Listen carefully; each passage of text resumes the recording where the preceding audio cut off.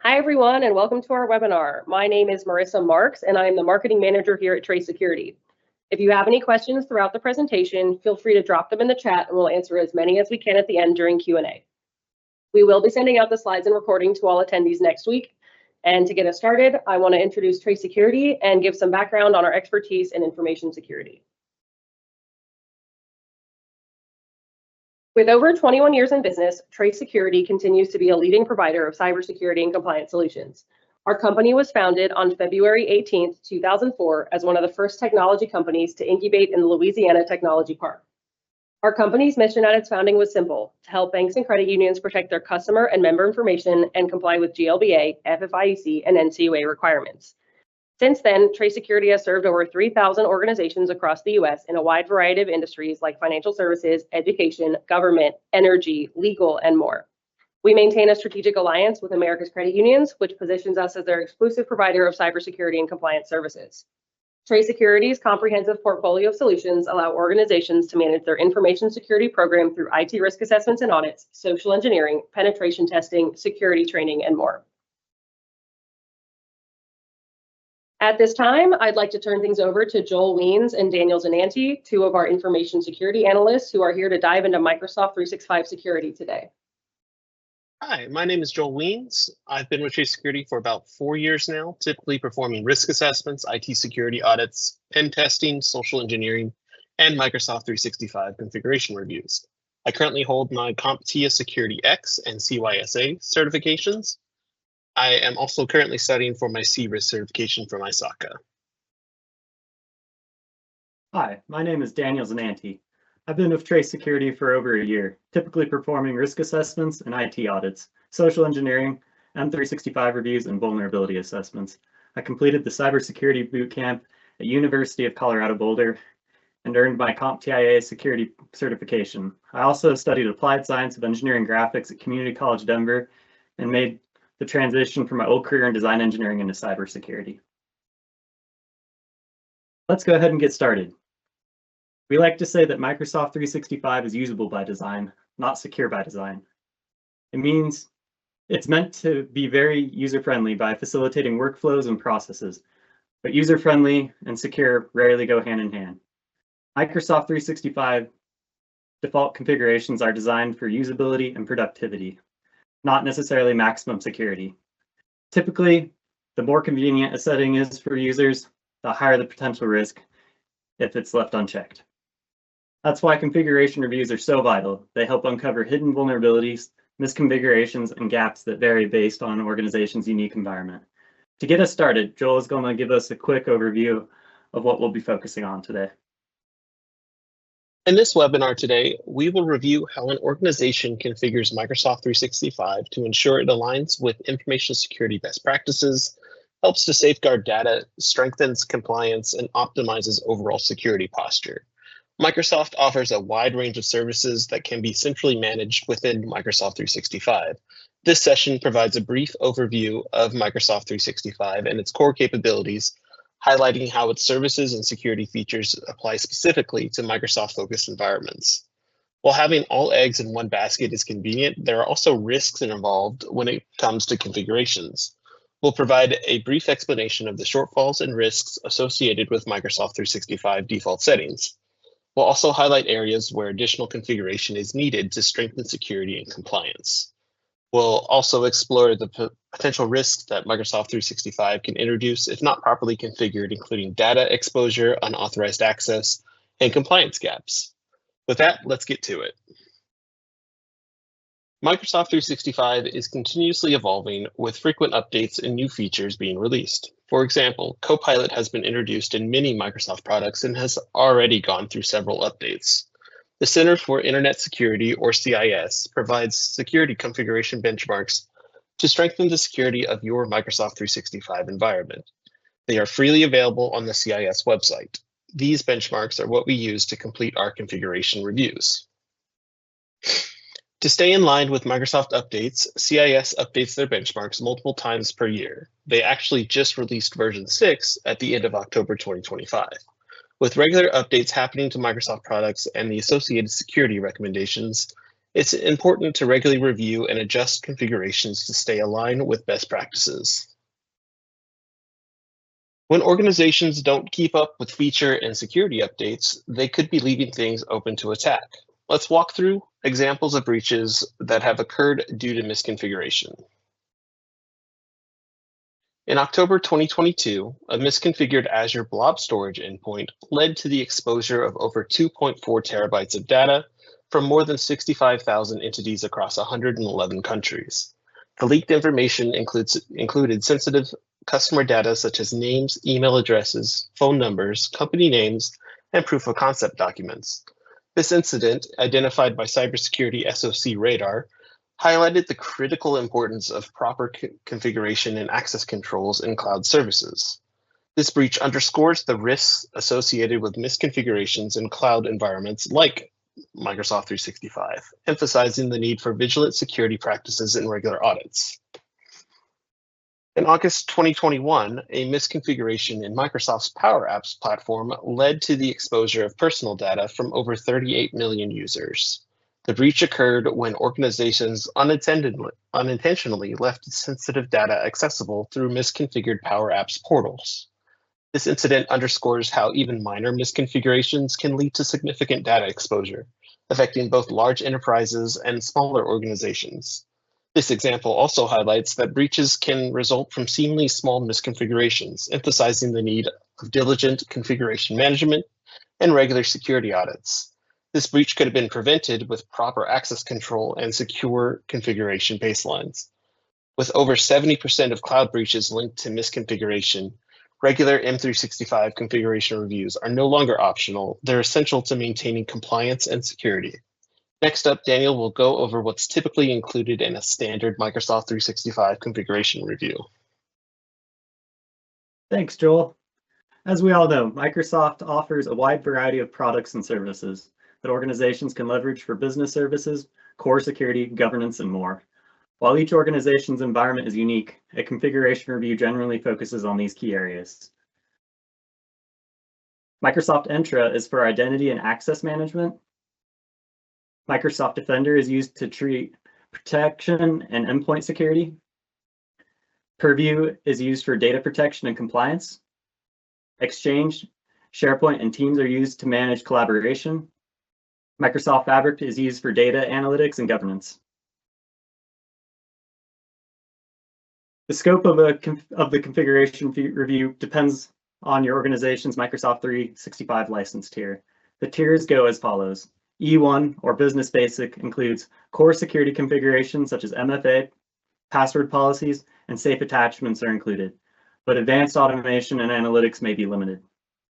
E3, or Business Standard, includes broader DLP, retention, and Defender capabilities become available, allowing more comprehensive reviews of compliance and threat protection.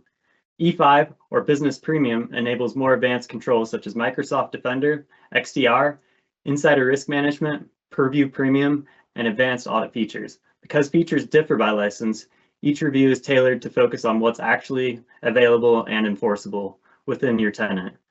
As we go over each area of Microsoft 365, we'll mention if the security features are included for all plans or if they require additional payments. Joel's going to start us off with his thoughts on Microsoft Defender. Thanks, Daniel. That was a very informative overview. Next up, we'll talk about Microsoft 365 Defender. Microsoft Defender provides threat protection for endpoints, email, apps, and cloud services. It helps to detect, prevent, and respond to cyber threats, working across Microsoft 365 to identify vulnerabilities, suspicious activity, and compromised accounts. Through Microsoft Secure Score, it gives a numerical security rating and generalized recommendations to improve your security posture.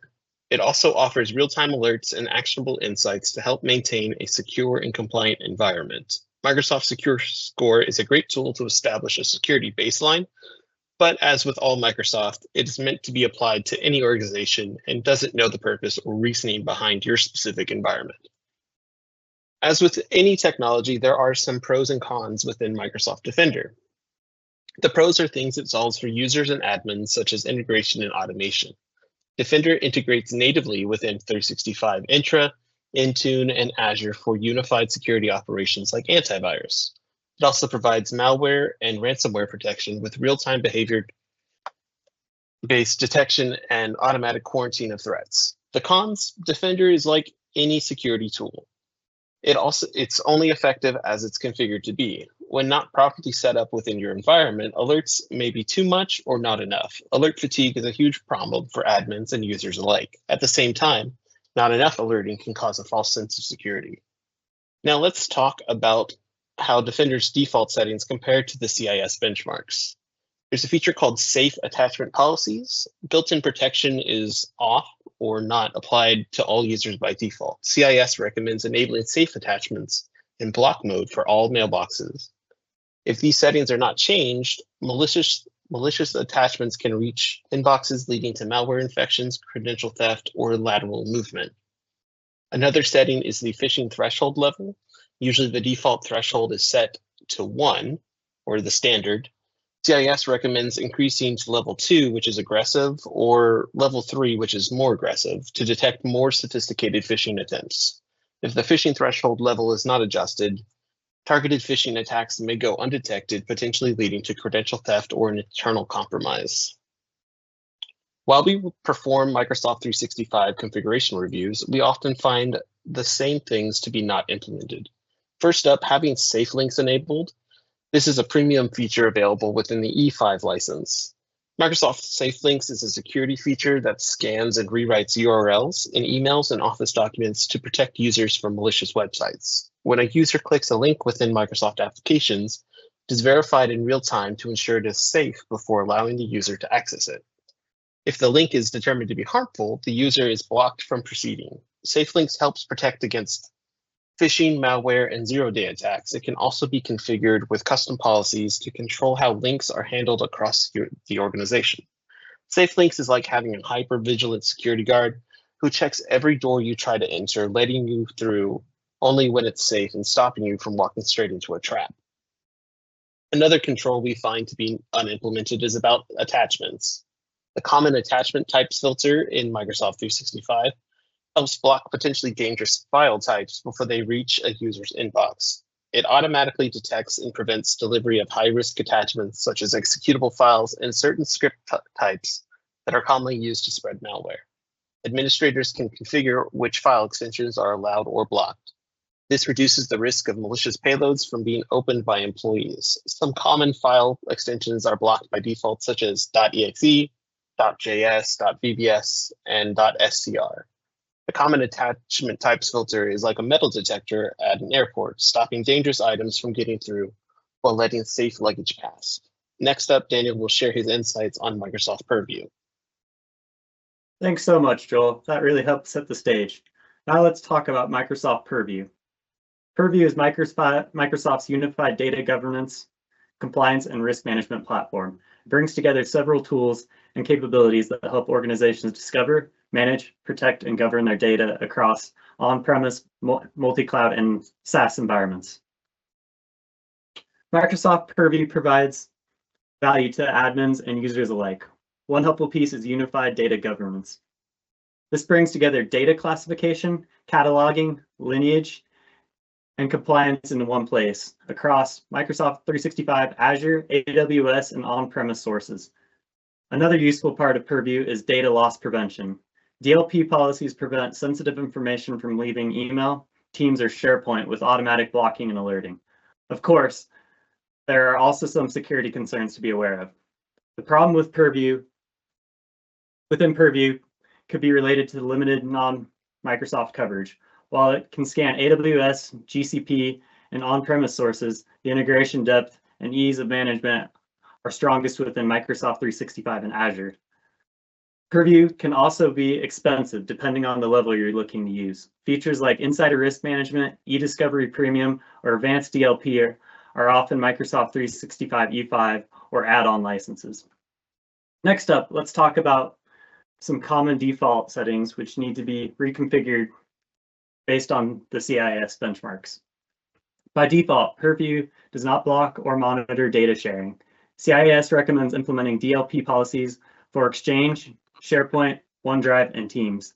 By not configuring DLP policies, users can freely share sensitive or regulated data. Sharing things like PII, financials, and health info externally can lead to data breaches and compliance violations.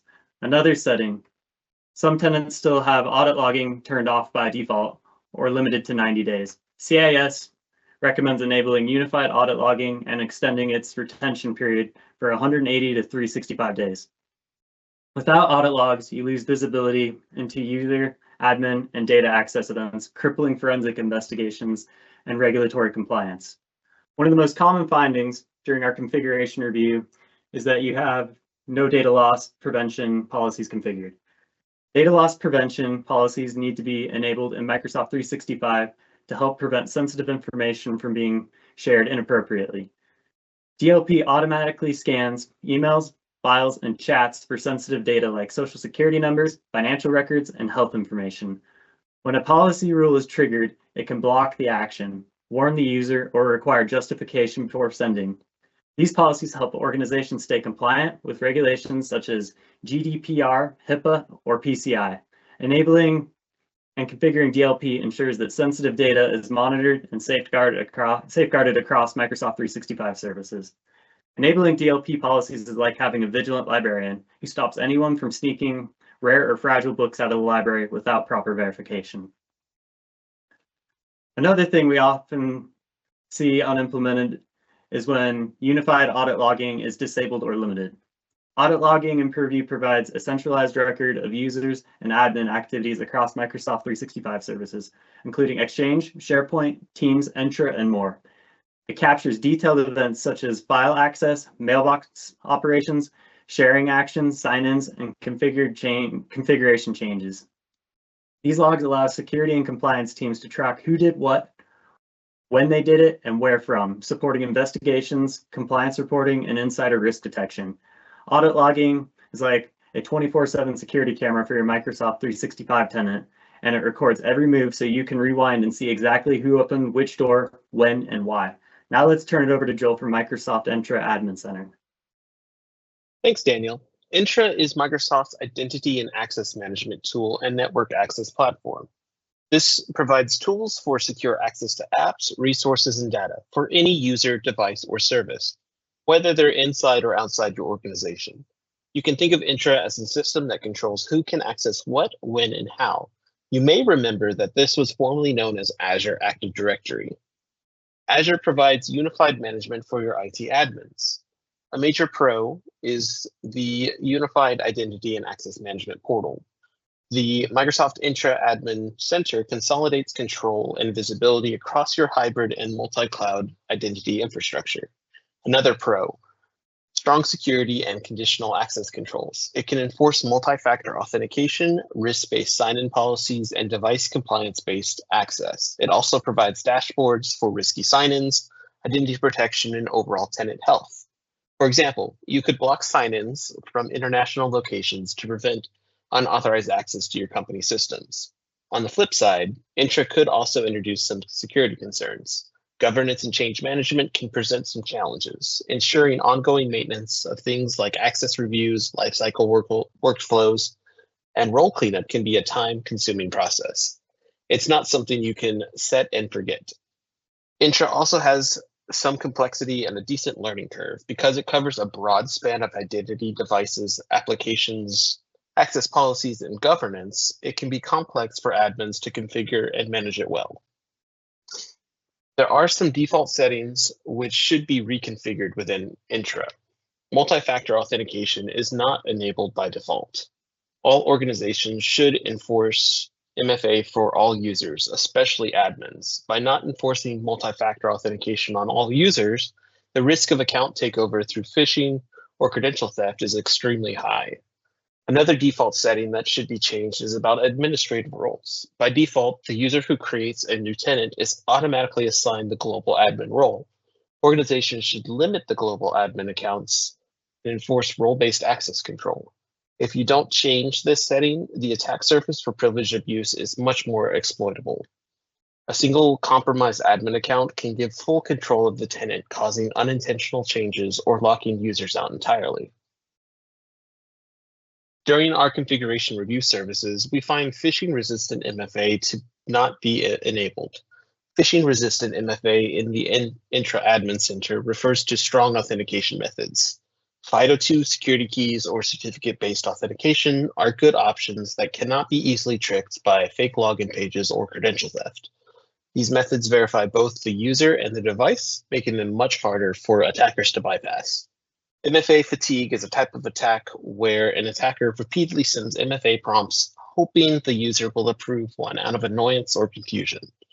To reduce MFA fatigue, Intra allows controls like number matching, location context, and limiting prompt frequency. Implementing phishing-resistant MFA greatly improves security and protects against modern social engineering attacks. Phishing-resistant MFA is like a lock that only opens with your unique key and fingerprint, while MFA fatigue protection stops attackers from nagging you until you accidentally hand over the keys. For example, Trace Security has implemented YubiKeys to help mitigate MFA fatigue attacks within our environment. Another common finding during our configuration review is about admin center restrictions.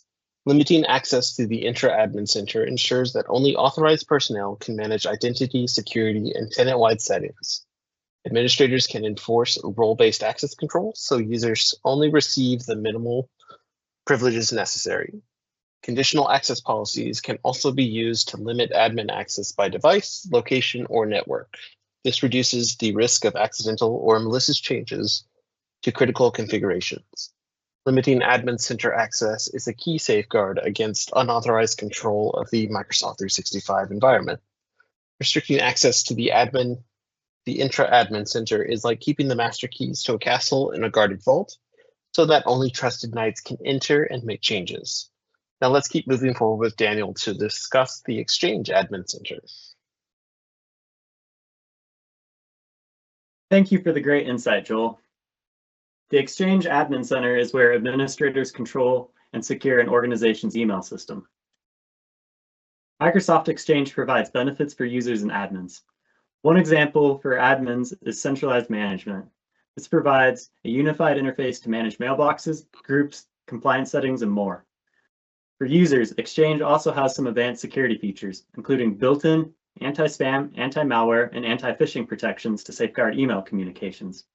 Exchange also has some security concerns to keep in mind, the main one being limited advanced features, such as complex rule creation. Some advanced security configurations may require manual adjustments using PowerShell or Exchange Management Shell. Microsoft Exchange has some default configurations that should be adjusted to be more secure per CIS. One example is that external sender identification is not enabled by default. CIS recommends enabling tags or banners for external emails. By not changing this setting, users may mistake phishing or spoofed emails as internal, leading to credential theft or malware infections. A default setting that should be changed is for external storage providers in Outlook. The Outlook web app can integrate with third-party cloud storage services to attach or save files directly from within the web interface. CIS recommends restricting connections to things like Dropbox and Google Drive. When not restricted, sensitive information could be uploaded to unmanaged, non-compliant storage. During our configuration reviews, we often find that emails from external senders are not properly verified. By flagging external senders, Exchange helps users quickly recognize messages that originate from outside the organization. This is typically done by adding a banner or tag such as external to the subject line or message body. The labeling helps reduce the risk of phishing by making suspicious or impersonation attempts easier to spot. Administrators can configure this through Mailflow rules in the Exchange Admin Center. The simple visual cue provides users with additional context before they interact with the email. Marking emails with external senders is like putting a visitor badge on a guest at a party, so everyone knows who belongs and who might be an uninvited troublemaker. Another common finding is about ensuring additional storage providers are restricted in Outlook on the web. Restricting additional storage providers in Outlook on the web prevents users from connecting personal cloud services like Dropbox or Google Drive to their work email. This helps ensure corporate data is stored only in approved and managed locations.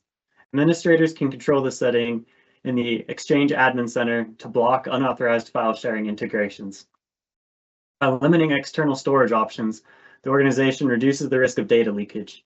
This is an important control for maintaining proper data governance and compliance, reducing the risk of rogue employees or insider risk. Restricting additional storage providers is like allowing employees to use the company's safe for valuables instead of letting them stash important files in random lockers around town. Next on the agenda, Joel will dive into SharePoint Admin Center. Thanks, Daniel. That was great. The SharePoint Admin Center is where administrators manage and secure all SharePoint sites, content, and sharing across Microsoft 365. SharePoint provides some great sharing and collaboration features. SharePoint can control internal and external sharing policies to support secure collaboration. It also prevents accidental data leaks if properly configured. Another great feature is site management. This allows for centralized creation, deletion, and configuration of things like sites and hubs. This also helps to simplify governance for admins and users. As with any collaborative technology, there are some security concerns to keep in mind. Site management also has some downsides. Misconfigured site permissions can give users access to sensitive data. Also, overly broad site creation rights may lead to sprawl. The negatives of sharing and collaboration involve weak sharing policies or overlooking guest access, which can lead to sensitive files being shared outside the organization. For SharePoint, CIS recommends changing some default settings to be better secure. The biggest security concern is external sharing. By default, SharePoint allows external sharing of sites and files. For obvious reasons, CIS recommends restricting this as much as possible. By leaving this default setting unmitigated, sensitive files may be unintentionally shared with unauthorized users, leading to data leaks or compliance violations. During our configurations, we often find that external sharing is not properly restricted. External content sharing restrictions within SharePoint helps prevent files and sites from being shared with unauthorized users. Admins can limit sharing to specific trusted domains requiring authentication or block external sharing entirely. These settings help ensure sensitive documents remain within your approved boundaries. Controlling external access reduces the risk of data leaks or accidental exposure. This is a key security measure for protecting organizational data stored in SharePoint. Restricting external content sharing is like keeping your family recipe book in a locked kitchen, only letting trusted relatives peek inside. To take this a step further, external sharing can be restricted by a security group. This gives administrators more granular control over who is permitted to collaborate externally. Instead of enabling or disabling sharing for everyone, only approved users and designated security groups can share files or sites. This helps reduce accidental data exposure while supporting business needs for external collaboration. It is an effective way to combine least privileged access with secure sharing practices. Restricting external sharing by security group is like giving a VIP pass to only a few trusted guests, letting them enter the party while keeping everyone else out. Following that, Daniel will take us through Microsoft Teams.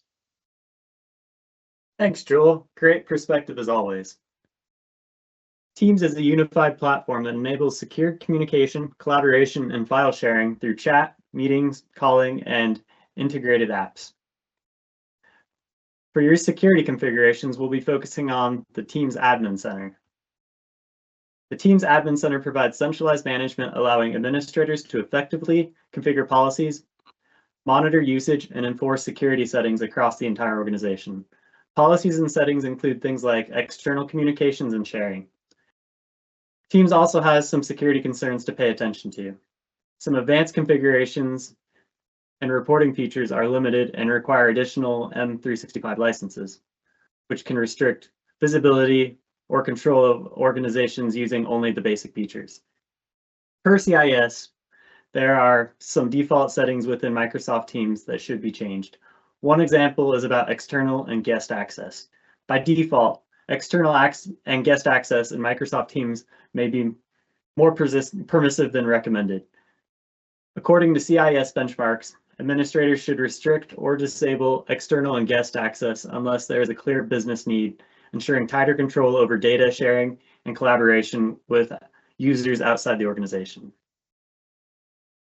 During our configuration reviews, we often see a lack of control for unmanaged team users. Disabling communication with unmanaged team users prevents employees from chatting or collaborating with people who are not using a trusted or managed tenant.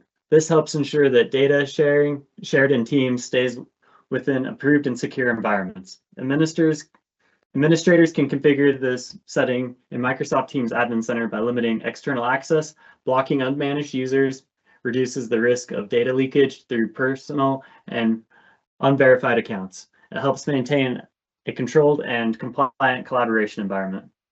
Disabling communication with unmanaged Teams users is like only letting friends with membership badges into your clubhouse, keeping strangers out to protect your secrets. Another common finding is about how users can report security concerns in Teams. It's important to allow employees to quickly flag suspicious messages, links, or files directly from the Teams interface. This feature integrates with Microsoft Defender to route reports to security administrators for review. Enabling it helps users act as the first line of defense against phishing and social engineering attempts. It also improves response time by centralizing alerts within the organization's security tools. Making reporting easy encourages a stronger security culture across the organization. Enabling users to report security concerns in Teams is like giving everyone a panic button that alerts the security guards the moment something suspicious happens. To continue, Joel will be presenting on Microsoft Fabric. Thanks, Daniel. Excellent points there. Fabric is the unified data analytics platform that connects data from anywhere, analyzes it with powerful tools, and delivers insights through Power BI, all within one integrated ecosystem. Fabric provides great benefits for admins through improved data discoverability, governance, analytics, and collaboration, while simplifying workflows across Microsoft services. On the flip side, Fabric can easily be misconfigured. Accounts with over-permissive access present a big insider risk, while centralized storage can increase the potential attack surface. When it comes to Fabric, CIS recommends some changes to the default settings. The main one we want to point out today is for guest and external user access. This access is enabled by default, but should be restricted to specific security groups or disabled entirely to prevent unauthorized data exposure. During our configuration reviews, we recommend the addition of sensitivity labeling. Fabric lets users classify and protect data sets, reports, and other content with purview or MIP labels. This helps enforce organizational policies for handling sensitive information such as financial data, personal information, or intellectual property. When enabled, users can manually apply labels to content, which can trigger encryption, access restrictions, or visual markings. It ensures that data governance and compliance requirements are consistently applied across Fabric workspaces. Enabling this setting strengthens data protection while giving users the flexibility to correctly classify content. Allowing users to apply sensitivity labels is like giving each file its own colored lock, so everyone knows how fragile or secret it is before touching it. Another common finding is about publishing content to the internet. Fabric prevents users from making reports or dashboards publicly accessible online. This control helps prevent sensitive organizational data from accidental exposure. Admin can configure this setting to allow sharing only within the organization or with approved users. Restricting public publishing reduces the risk of data leaks and compliance violations. It is an important measure for maintaining secure and controlled access to Fabric content. Restricting publish to web is like keeping your family photo album on a private shelf instead of posting it on the town bulletin board for everyone to see. A common challenge with Fabric is managing and monitoring data access across multiple integrated services, as its unified environment can make it difficult to maintain consistent security, compliance, and governance controls. Now over to Daniel for his thoughts on the benefits of having a configuration review with Trace Security. Appreciate the insights, Joel. That was nicely done. To wrap up, here's a brief explanation of our service with Trace Security. We found that the best way to thoroughly examine your environment is by giving our analyst global admin reader account. This allows them to safely navigate your Microsoft 365 environment without making changes. This ensures they can access configurations, security, and compliance settings while maintaining the integrity of your environment. Our non-intrusive approach gives our analysts enough access to provide expert insights and recommendations. So why should we have a third party evaluate your Microsoft 365 environment? First, it simplifies maintenance. A third-party review helps ensure your environment is well organized, reducing clutter and keeping configurations optimized. Second, it improves governance. Regular evaluations help maintain compliance with best practices and security standards. Third, it navigates complexity. Microsoft 365 spans multiple admin centers and tenants, which can be complex to manage. Third-party expertise provides guidance and ongoing education to ensure nothing is overlooked. Fourth, it enhances operational confidence.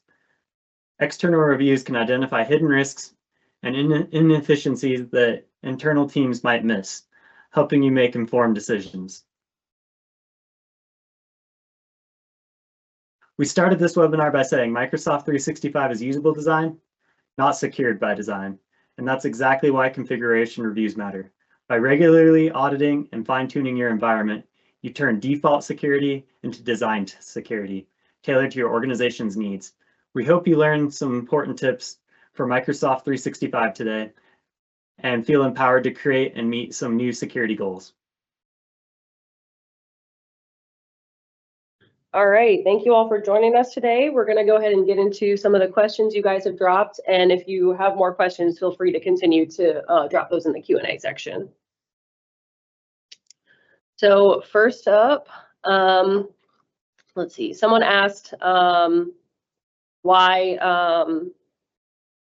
Intune and Azure would be left off of the configuration review. And I did want to go ahead. I know we mentioned at the beginning of the webinar, they CIS updated to version 6 on Halloween just a few weeks ago, and we have already updated our service to follow that. They have added controls around Microsoft Intune. Microsoft Azure has changed names to Microsoft Entra. I know that's also a learning curve that we all deal with when they keep changing the names to their products.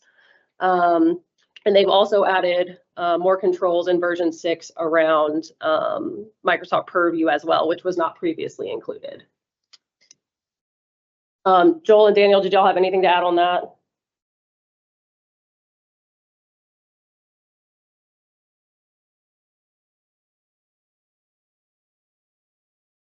Not at this time, Marissa.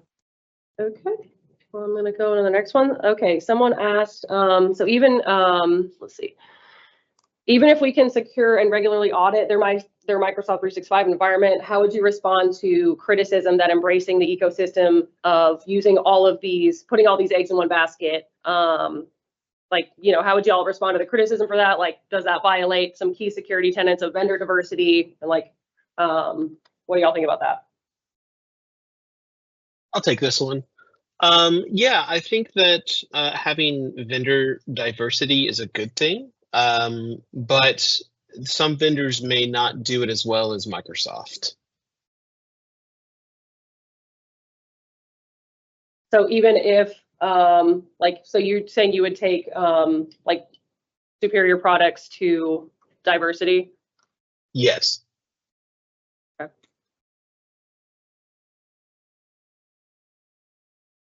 Okay, someone asked, so Microsoft will also introduce new features turned on with security issues such as direct send. How many of the mentioned misconfigurations are due to the company being not aware of these functions or areas because Microsoft didn't put out any feature updates about it, so the end user is just not aware of them, or how many of them are companies that are aware of them and just don't do anything about it?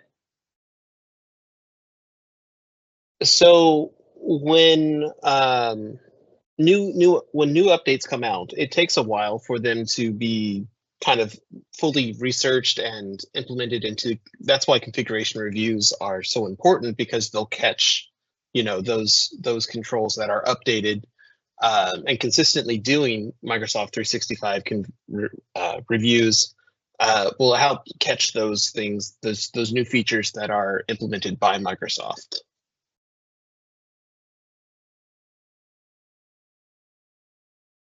Okay. I got someone asked if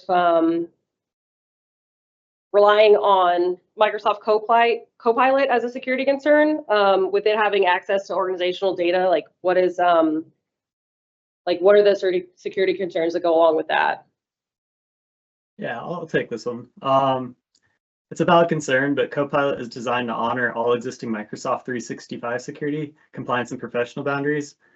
It doesn't evaluate access to or expose information a user shouldn't already see. The data does stay within the tenant and is protected by Microsoft's enterprise-grade security controls. The key is ensuring proper role-based access and governance when configured correctly. And Copilot enhances security rather than weakening it.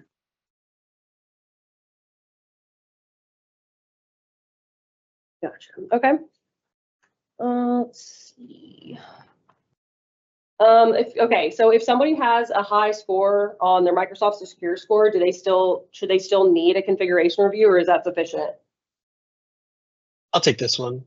Yes, while the secure score provides a good baseline for security, it's designed to be broad for any organization to implement basic security controls. It doesn't cover everything. Some gaps or misconfigurations simply aren't included in the scoring model. It focuses on scoring, not context. Secure score tells you what Microsoft recommends, but it doesn't evaluate things like your industry requirements, your risk tolerance, your specific business processes. You can have a high score, but still be misconfigured. Some risky settings don't lower your score. These can expose your tenant even if your score is 90 to 100%. It assumes all controls are applicable. Microsoft gives points for enabling features that might not fit your environment. It also doesn't detect operational issues. It doesn't detect things like misconfigured permissions, shadow share links, overshared files, broken governance processes. Great, thanks, Joel. Someone asked if we perform risk or vulnerability assessments within their Microsoft 365 tenant and offer collaborative follow-through for addressing their findings.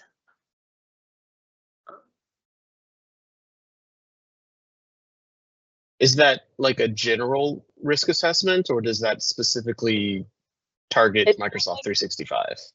It sounds like it's specifically for 365, which I'm not sure what,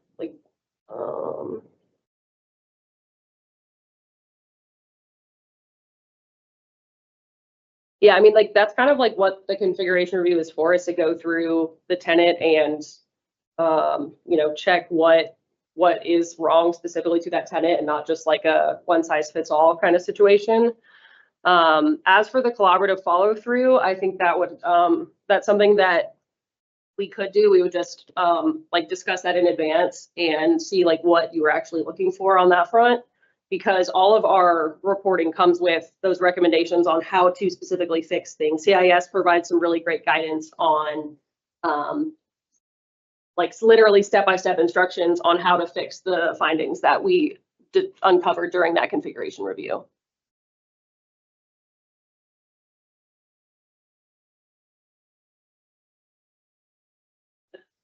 And someone asked if the configure view, it changes depending on what license they have. Yeah, I'll take this one. Yes, our analysts will only use the CIS controls that apply directly to the products and the services you're actively using. This is determined with the client at the start of the review to make sure we're checking the proper areas of your Microsoft 365 environment are there. Okay. I'm not sure if y'all will know this, but someone asked if they can use SharePoint to coordinate volunteer workers contributing to a shared document without needing to purchase licenses for each volunteer. Yeah, I'm not really sure on that one. We can definitely do some research and get back to you on that one. I think that would kind of classify as like guest access or external access, which could potentially require maybe more licensing, but like I said, I'm not really sure, but we'll definitely need to do some research on that one. Gotcha, thank you.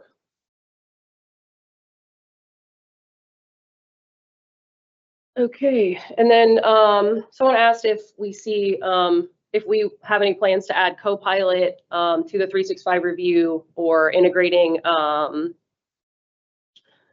more controls within the 365 review about Purview, which I think I said some of this earlier, but Purview has been added to the version 6 update that CIS put out, which is now also a part of our configuration reviews. And they haven't released anything for Copilot yet, but we have started to add some AI-based controls into some of our other services currently.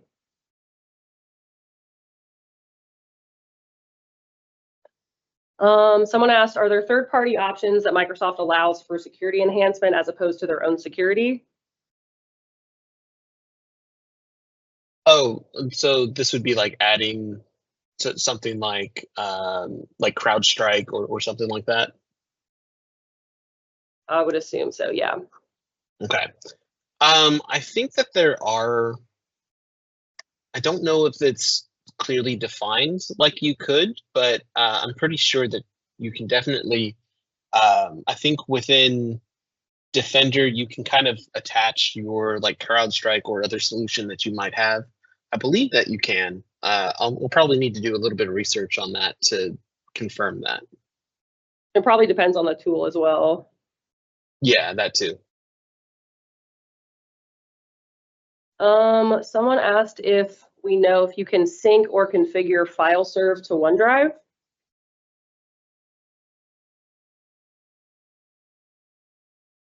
I'm not sure if we know the answer to that one.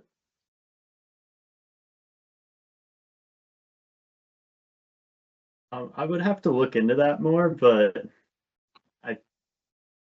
I'm not completely sure, so I'm not going to speak to that today, but that is definitely something that I'll look into, and I'd be happy to get back to you guys on. And anything that we're not able to answer today, if you want to shoot us an email with your question, we'll definitely find out for you guys. Someone asked, how do you deal with a configuration error after it's already caused a negative event? So like, for example, a file's already been shared externally, what happens in response? So that gets into where like a incident response might be activated using your incident response policy, because that could be considered an incident. So you would probably activate an incident response plan or action to potentially mitigate that issue from blowing up or getting bigger.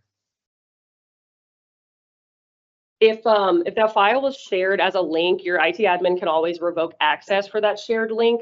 But if it was the file itself, then that is a little bit of a different story.